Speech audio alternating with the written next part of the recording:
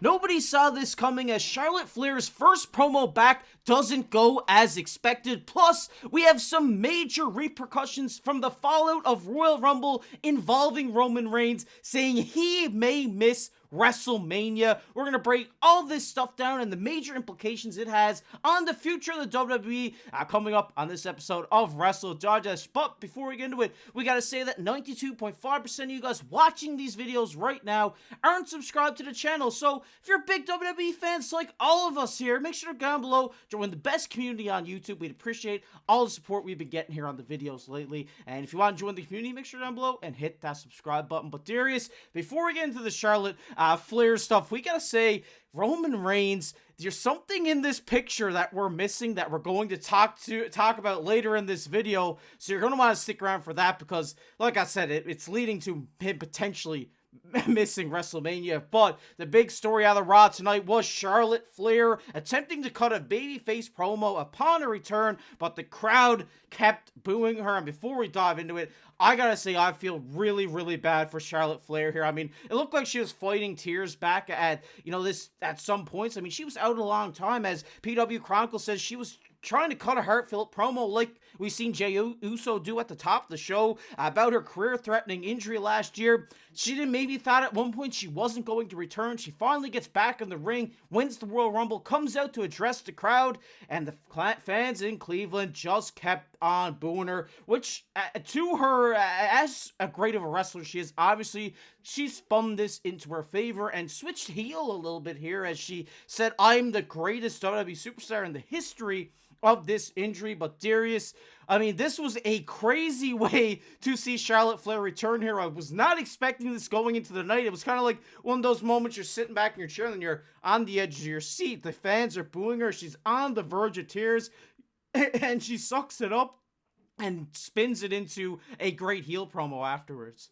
Well, that's just what great performers do, and that's what, some of the greatest of all time can do, and she is that. But again, it wasn't no, Dominik Mysterio, ovation or anything like that with the boos. It wasn't that level, right? Because that's obviously his shtick now, and that's what that is. But, it wasn't anything like that. But again, she's trying to cut a heartfelt promo about, she missed the last year, the recovery, it was brutal, right? She came back, she wins the Royal Rumble. It's a great story.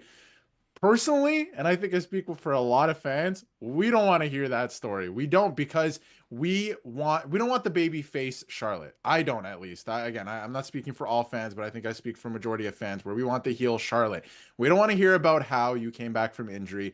And I think it's a great story. And on a personal level, I do feel bad for her because obviously that's not, she came out there to cut that promo and to have a moment like Jey Uso did. And obviously that was kind of stolen from her by the crowd, but that is what it is with WWE crowds, right? But again, we don't want to see that story. She is one of the greatest of all time. She lets everyone know that. We want to see a heel Charlotte, at least, again, I'm speaking for myself and some fans. We want to see that storyline. We don't want to hear, I came back from injury, happy-go-lucky. No, we want to see the dominant Charlotte Flair that's saying, I'm the greatest of all time. I'm going to beat you all. I came back and I stole the spotlight again. I want to see that story, right? So I feel like for her to come out and cut that type of a promo, people don't want to, they're not feeding into that. They don't like that. I think that they want her to go a different direction, to be that heel, because she's really good at that, right? Like that's when she's at her best, I believe. So I think that's kind of what the sentiment was tonight, and credit to her because, she had that moment stolen from her. And on a personal level, again, I feel bad for her, but she had that moment stolen from her, but she spun it into such a great moment with heelish, vibes there. But again, the vibe is just so much different with her than Jey Uso, I think, because she has been at the top. People want her to come back and be this dominant heel force. Jey Uso just made it to the top of the mountain. We'll see what happens with him at WrestleMania. So I think that was kind of what the difference was. And again, personally, I don't want the happy-go-lucky Charlotte. I want the dominant GOAT Charlotte. Yeah, and I know she had a promo planned and it got taken away from her, but when Rhea Ripley came out, she really mopped the floor with her in this promo battle, and it may be because they maybe had something else planned, but, I mean, if Rhea can flip it on the fly like that, she should be able to do it as well, in my opinion. But initial reaction on Twitter is a lot of people are saying, why would they do this? Like, she should have had the same moment as Jey Uso. And I'm going to try to play devil's advocate here, Darius, because I think that Jey Uso's story is different than Charlotte Flair's, and that's why he got the reaction that he did and Charlotte didn't. Yes, injury does happen. People come back from injury all the time. It's exciting. She got her cheers and stuff when she came back at the Rumble and all this stuff. And at the beginning of the show, Jey Uso's story, everybody, they didn't know who was Jey Uso, who was Jimmy Uso when they first started here in the WWE. And Jey Uso has battled all the way up in his entire career to get to the point he is right now, and he hasn't had nothing handed to him ever. And that is why he got the reaction he did in Cleveland, is because the people know the struggle that Jey Uso and Jimmy Uso have both gone through. They were Roman's sidekicks at one point. They were like I said, people were calling Jey Jimmy, they were calling Jimmy Jey, nobody knew who each other were, and now they've made names for themselves respectively, and that is why Jey Uso got the reaction he did. You see him tearing up in the ring, you know how much it meant to that guy, and I don't want to say that that's a reason why Charlotte should have got booed here, but I think having two promos like that in one night, you're kind of going to get that reaction the second time around, I think, in my opinion. And I think a lot of people were upset that Charlotte would, and that's the reason she got booed as well. But it'll be interesting to see how they go on with this. It's looking like maybe if she can swap heel now, she's going to be on NXT. It'll be interesting to see how her promo is tomorrow night. And I'd love to see Rhea and Charlotte. They've tore the house down many a times, and Rhea's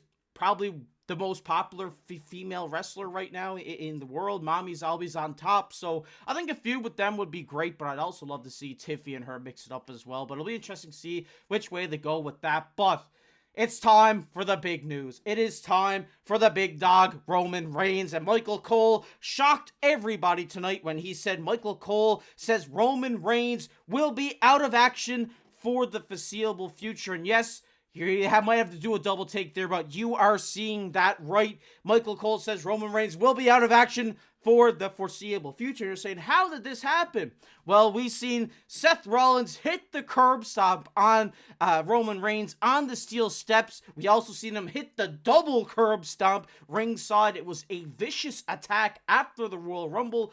Reaction I'm seeing to this on Twitter, Darius, is some people saying, it's a work because Rollins and Roman are finally going to get to finish their story and all this stuff. But I mean, it's kind of weird because I think you would see Roman the next night out here and them to have a little promo battle in the ring. So maybe there is something going on with him here. What's on your radar? Do you think this is real or do you think it's a work?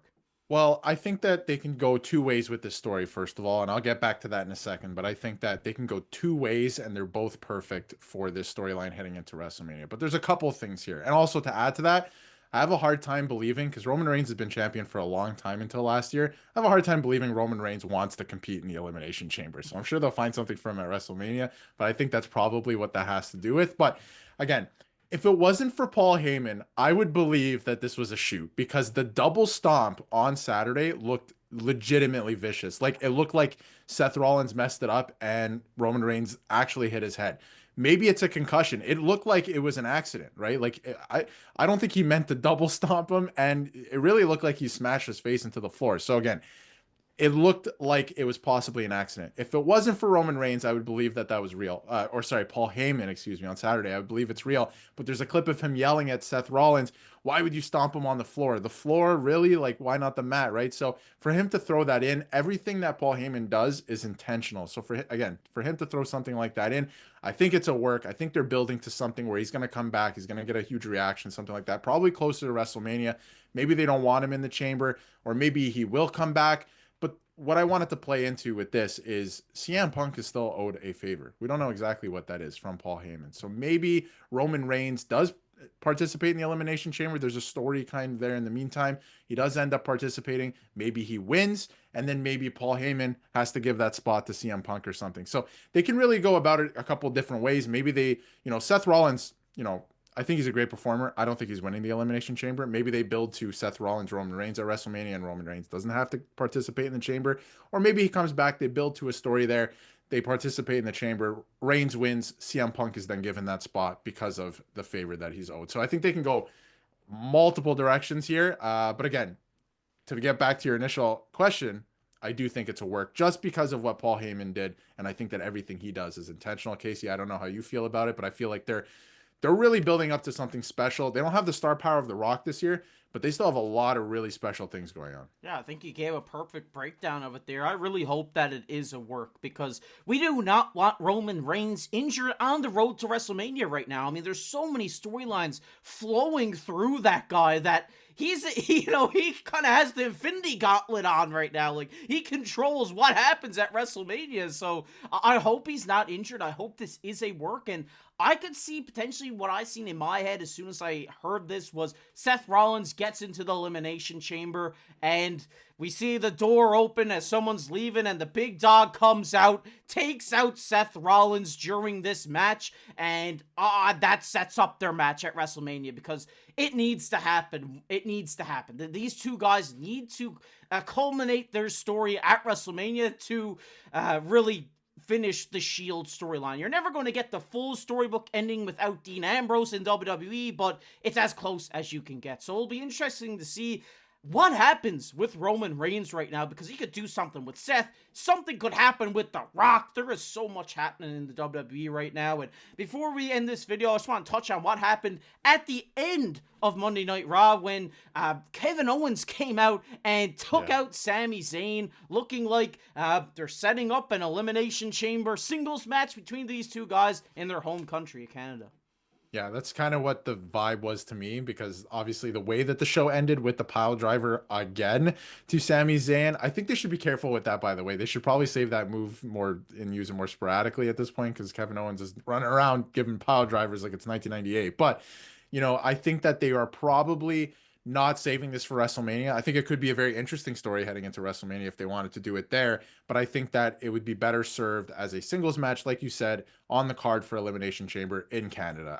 It's invested interest for the hometown crowd there. Obviously, two Canadians going at it, so I feel like that's probably what they're working to, and I think that's a great story too. That's another one like Roman and Seth, where if you put them together, it's instant fireworks because of the history. So they got a lot cooking right now that they can play with, and I think that that would be a really good match as well. Yeah, and we had something interesting happen backstage as well when Jey Uso and Sammy was giving Jey his flowers, and Karrion Kross comes out here. Like, it seems like they're implementing Karrion Kross here to drop inklings in people's head to kind of take them in to his side, which I really like that. And I think, you know, now it's maybe in his head that, you know, he needs to unfortunately battle one of his best friends in Kevin Owens, a guy who he was at ringside when he went through that Alabama slam through the ladder. So it'll be interesting to see the promo between these two guys, because obviously they're great friends outside of wrestling. They're going to put on a show for the crowd in Canada, in Toronto, when they do go on to do that show. We want to hear your guys' thoughts down below in the comment section. What do you think about Charlotte getting booed? What do you think about